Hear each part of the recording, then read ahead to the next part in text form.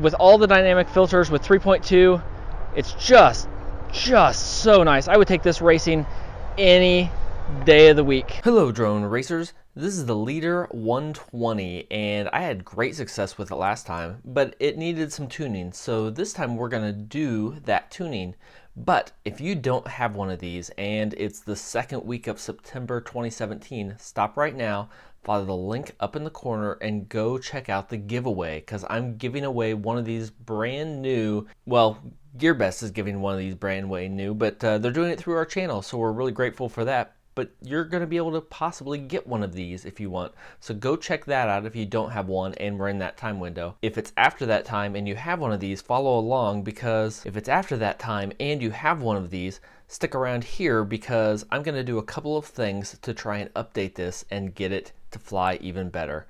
The first thing I'm going to do is get rid of this connector. Not because I think the JST is a bad connector, because I do, but more so because I have really good batteries that have XT30 connectors on them. So I want to get rid of this just so I can use those batteries. This actually, I didn't have a problem with this, and if you haven't seen Albert Kim's videos, if you don't subscribe to his channel, check that out, because he had some really good thoughts on the problems with flips of death that people are having with a lot of these size, and the connector was part of it, so I am going to change that. I also would like to change the wire. This is only 20 gauge wire. I'd like to up it to 16 or 18 or something better. Unfortunately, in this video I simply don't have time, so we're going to experiment with just changing the connector and putting on better batteries. The other thing I'm going to do is upgrade it to Betaflight 3.2 and enable dynamic filters, because that makes a world of difference in tuning. So we'll see if those changes are enough, or if I need to go back and take all the guts out, because you have to take all the guts out in order to change these wires. Do I need to do that too? So we're going to experiment on this first one, see how it goes.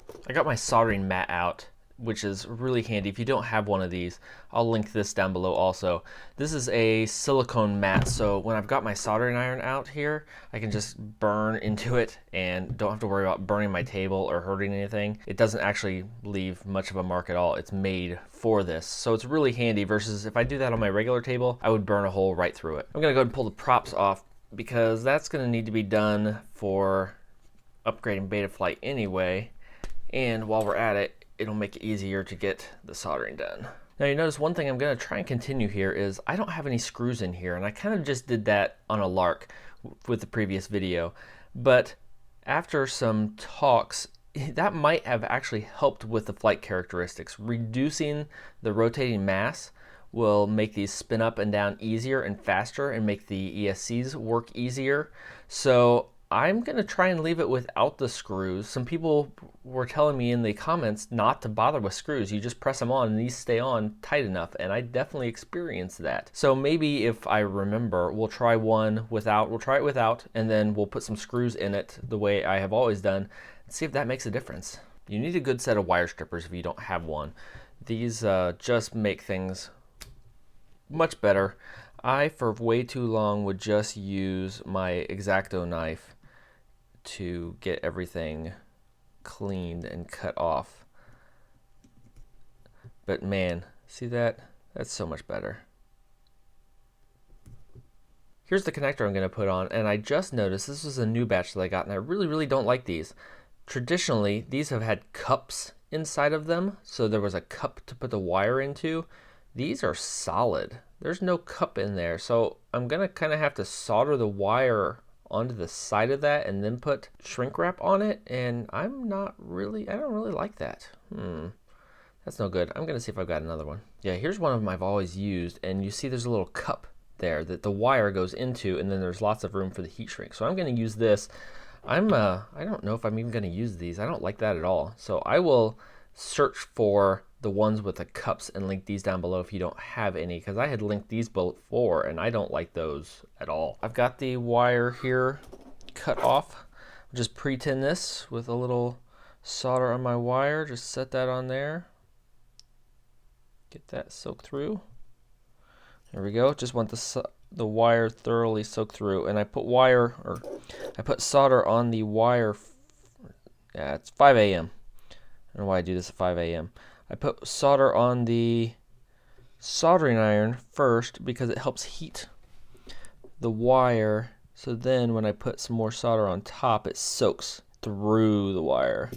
Sometimes too much. Yeah, sometimes too much like that. Okay, I always connect a set of connectors. I learned this the hard way a long time ago with Dean's connectors. If you don't do this, that keeps everything all lined up when you heat these. Sometimes these pins will move a little bit in this cheap plastic, and that will help prevent that. So now, just need to get, same thing, a little solder on the wire, on the iron, put that in there and just get the cup.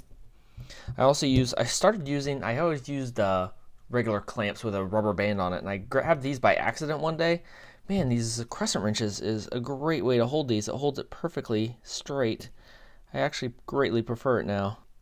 It should be a matter of just getting them both heated. Make sure I'm using the flat part of the iron. And that should just soak right in there. Nice.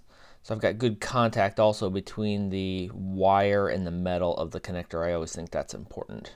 So normally I like to use a heat gun for this, but like I said, it is 5 in the morning, so I'm not sure it's in my best interest to do that. So I'm going to use just the barrel part of the heat gun, the soldering iron, and that still works pretty well. I'll probably go back and touch it up with the heat gun just to make sure it's thorough later.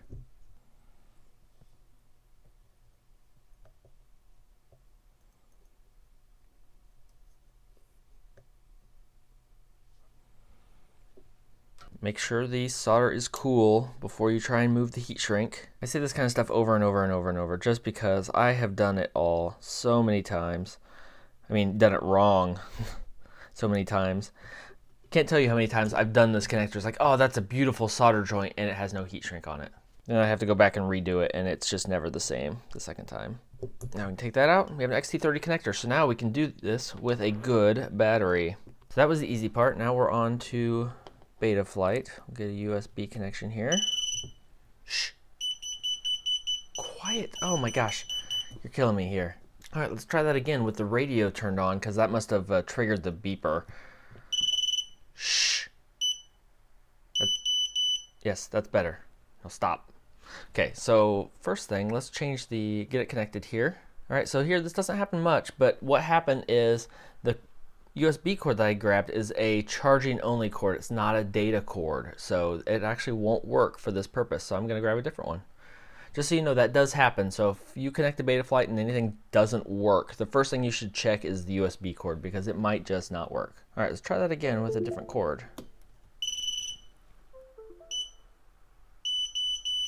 There we go, much better. So that time with that cord, it connected just fine. All right, so what I'm gonna do is I'm gonna go through and first do a version, just so I remember what this is.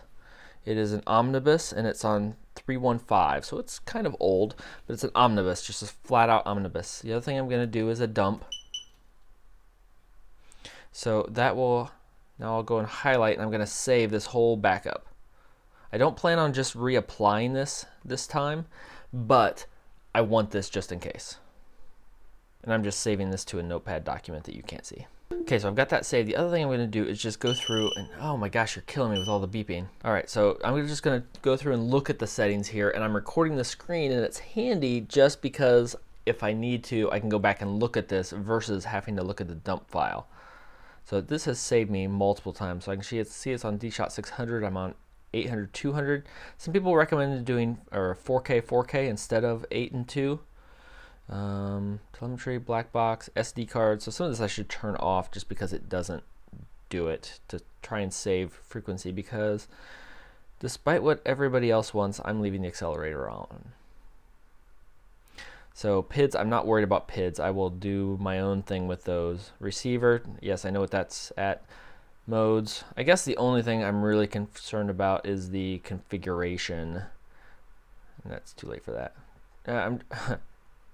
Just in case it saves me any heartache while I'm doing upgrades, I'm going to turn the beeper off for now. Motors, OSD, yeah, I can do my own thing there. It's totally going to change. So I guess really it's just I want a shot of the configuration page just to make sure, and then the ports, so I know which UART I'm on, if nothing else. I'm on UART 3. That's the part I always forget. Okay, so now we're gonna go into Firmware Flasher. We're already on Omnibus because it knows. I have show unstable releases. Unstable, yeah, like everybody's not on it already. 3.2 here. I will load the firmware. And we're gonna do a couple tries here. I'm not sure where the pins are. I like to just try right off the bat, starting with flashing firmware. Hey look, it worked. I didn't have to do anything. Woo! So this is probably because I have done an omnibus. I will link up in the corner, I will try and remember, the Lizard 3.2 installation. It's probably because I did that I don't have to do any updates here. So if you have any problems and that doesn't work, go watch that video and it will show you exactly what to do to get up to 3.2 on this, because that was all I had to do. That was it. Yay. Okay, so now we'll go through and check, and hey look, we know that's on serial SX. We know we can do D-Shot. Ooh, Pro Shot 1000. I don't know what that is. I know I can't support 1200, but we'll go through in here, and I'm gonna leave this on 8.2 just because that's what I did last time and it worked. Turn off the barometer. This is an F3 chip, I believe, so I'm gonna get everything off that I don't need. I don't know if I need telemetry in that case. I do want OSD. I do want anti-gravity. I do want dynamic filter. There we go. Turn off that one, which was my problem earlier and would fix this issue. So beeper configuration and all of that stuff, we're gonna leave that for now. Save and reboot. Now the other thing I need to do that I didn't do last time is a serial S bus. Okay, I'm gonna go to the power and battery page. This has moved from before. It knows it's on a 1S. I'm gonna use the onboard settings, but I'm gonna turn this all down. I don't know if the scale is right, but I don't want that beeping at me as much. So I'm gonna let it read that. So we'll save that page, saved. PID tuning, I'm just gonna leave the default PIDs for now, except I am gonna turn up the rates. I like 0.8. On the receiver page here, I need to go change ATR to JR Spectrum, and that'll make everything level out. That looks good now. Modes, I want to arm, angle, horizon. Air mode not here anymore? Oh, there it is. It's way down here. Here we go. And D-Shot reverse motors. No, even though that's pretty awesome. Pre-arm. I don't know what that is. I'm going to have to watch some, probably one of Joshua Bardwell's videos on getting everything set up here. And then beeper. So we're going to go through and arm on aux 1 here. Angle, I want it at the top on switch 2, horizons on the middle of switch 2. Beeper is on aux 3 here at the ends. And air mode I want for horizon and acro mode, the default. So there we go, we'll save that. Motors, we'll test that in a minute. Go to OSD because it turns on. Oh my gosh, look at that screen, that's crazy. That's way too much. I don't want that much. I want main. I like the crosshairs. I do not like the artificial horizon, even though it works now. No. Number one. Craft name. No. No. No. No. No. No. No. No. No. No. No. No. Which doesn't work. Let's see. No. Yes. I really like the average cell voltage. No PDS. No debug. No pitching. No roll angle. Nope.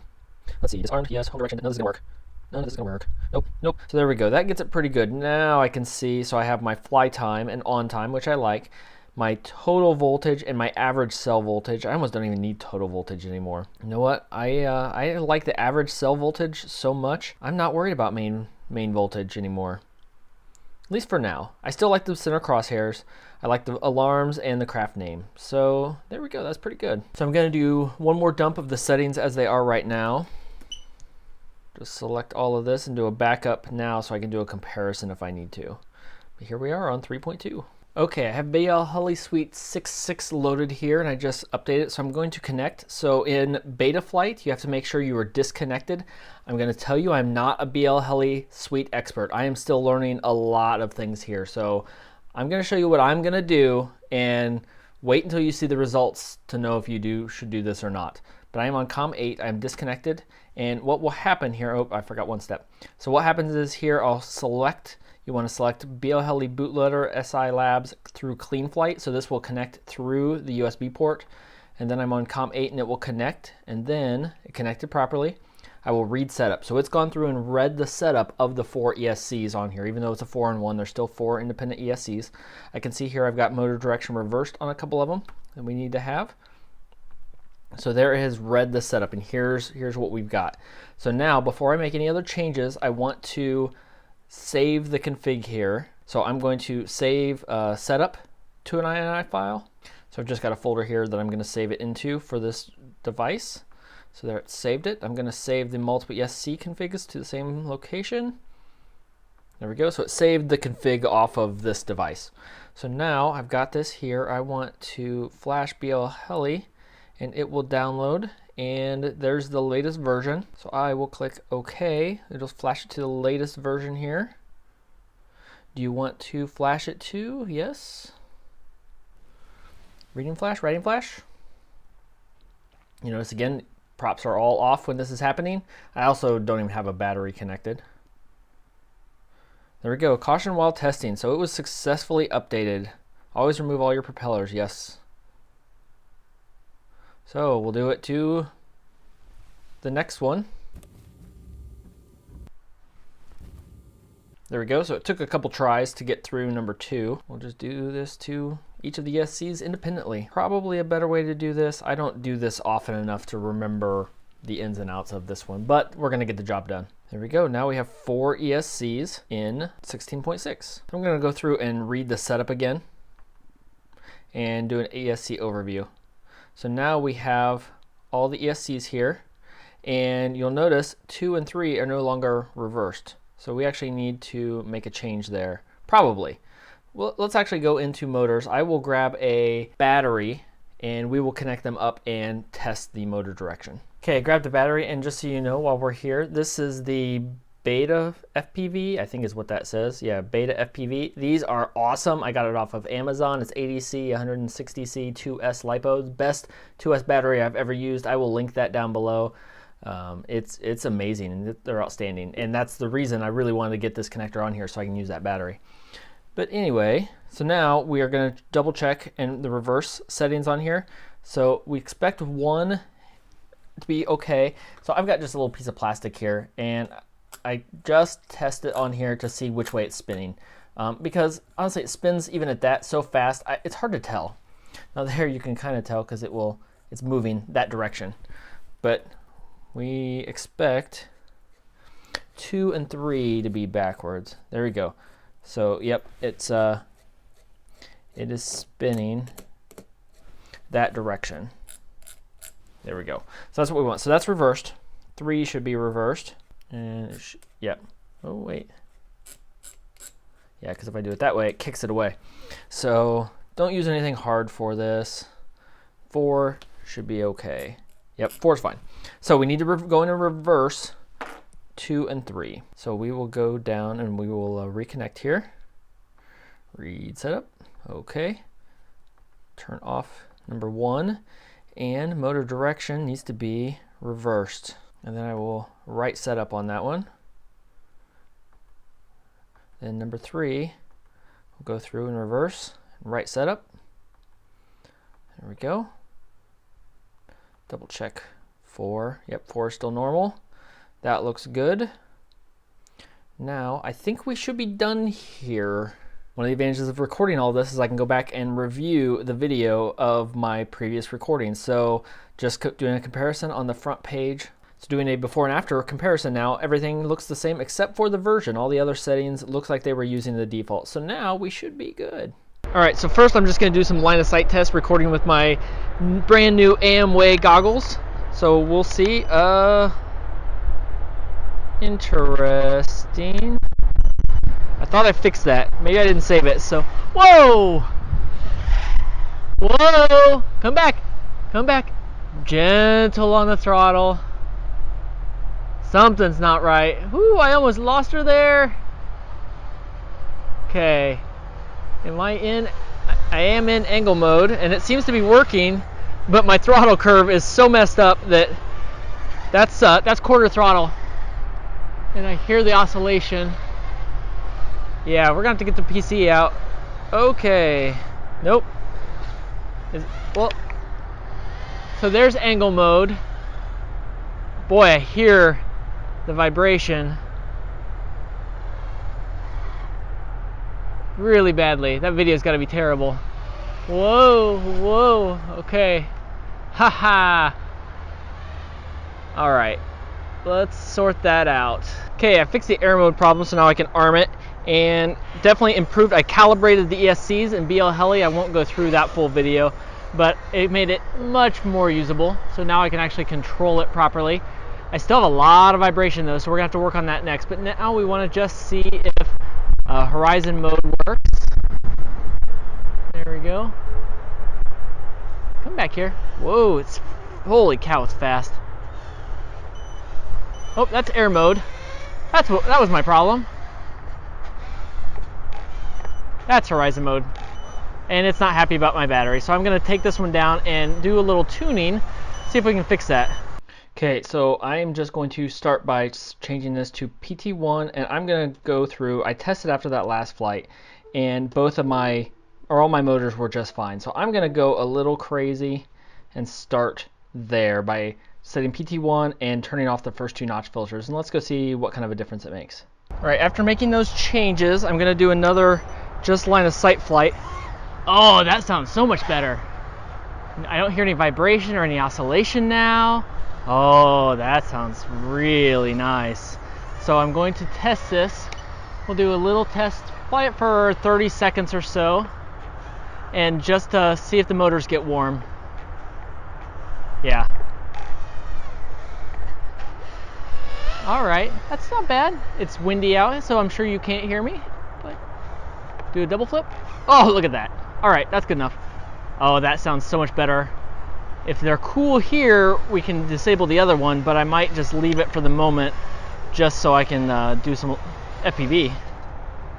All right, so checking the motors. And oh, not even slightly warm. Not even a little bit. All right, goggles are going on. That looks nice and pretty smooth. So I've still got another filter I can go. And there's just a little bit of throttle. Still getting used to these goggles partially. That looks nice. I think will look better in the feedback. I got my diopters in, but I'm not sure they're the right ones. I might need to go a little bit stronger just to make it a little better. Oh, but this thing is beautiful now.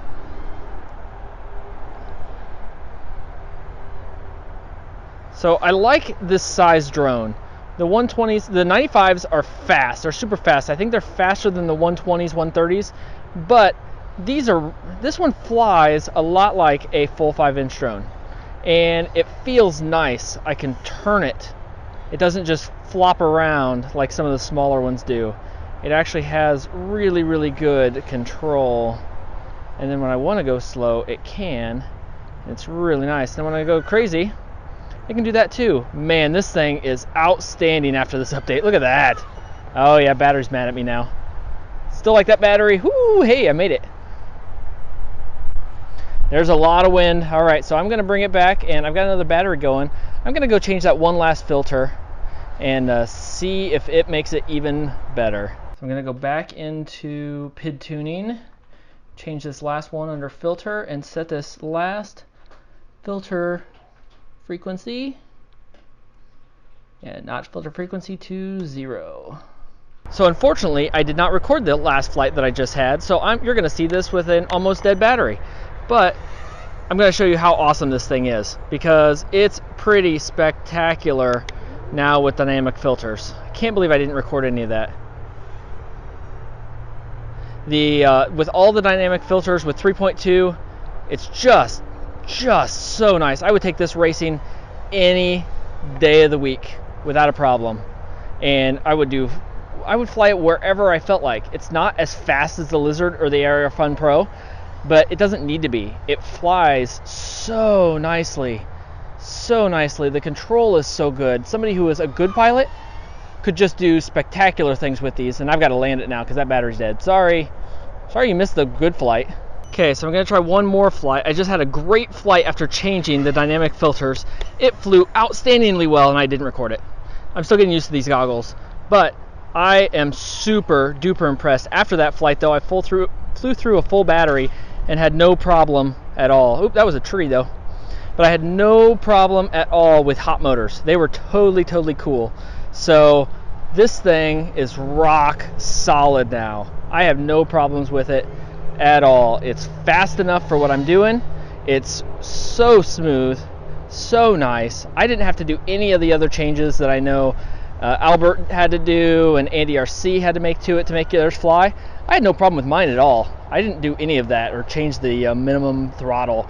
So especially now with a good battery and the connector changes that I made in this video, really outstanding. This might be my best flying drone at the moment. It is totally possible that this is the best flyer I've got. So if you found this video useful, leave a like down below. Let me know if you go through this process, if you were able to make these changes and have it fly as well as I did. If you don't have one of these, make sure you sign up for my giveaway. If it's still available, I will let you know. There's a link above, and it's still crashable when the battery's dead. So until next time, remember, yeah, even with all these changes as great as it is, you can still crash it, but I'm just sure it's fine.